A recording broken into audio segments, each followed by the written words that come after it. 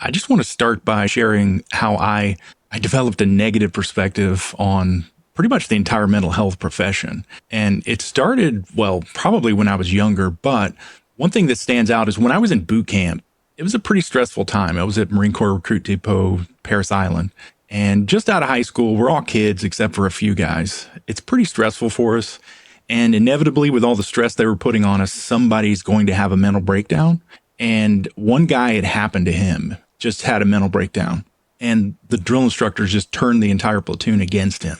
And they made a show of it was like a ceremonious packing of his stuff while they're sitting there yelling at him. He's throwing all of his stuff in his sea bag. We're getting rid of him. We're dumping him. And they turned the whole platoon against the recruit.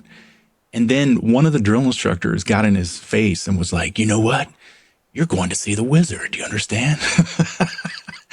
And that's what they referred to the psychiatrist or psychologist. And they just called him the wizard because it was just this mysterious, magical thing. And then what they did was they made the entire platoon sing that song from The Wizard of Oz, We're Off to See the Wizard. Wow. It was surreal. And it was just, the guy's already suffering mentally, and then they added that to the mix. He was just crying. I mean, it was a significant mental breakdown. And so that experience and others fostered in me a negative view of pretty much the entire mental health profession. So for people like me, can you pull back the curtain on psychotherapy? What is it?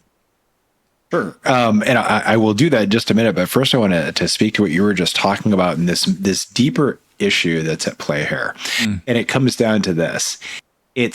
It is still not okay for men to be vulnerable in our society. And that is in part because there continues to be a conflation of vulnerability with weakness.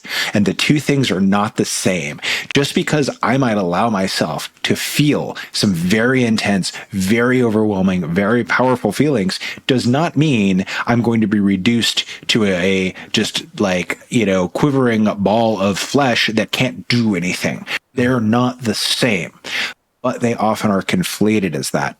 And we still live in a society with all too many places where men are punished for having feelings, treated as weak and all of that. And so when you start looking at the idea of something like therapy, where we're going to talk about, feelings, you can see why people would have kind of a negative perspective on it. Of course, there's a heck of a lot more to it than that. And so, so the thing here, therapy is not at least necessarily just about like, let's have you get more comfortable with your feelings and get more, connected with your feelings, though that is often a component of it. But it really comes down to this. It's about how do we help somebody who has what I would generally refer to as a hostile or antagonistic relationship with themselves and the thoughts and feelings in their head. How do we transform that so they have a healthy and functional relationship with themselves and all of those parts, even the ones, and especially maybe the ones that they don't necessarily like so much? Because we all have those. Even me. I've done more than my fair share of therapy.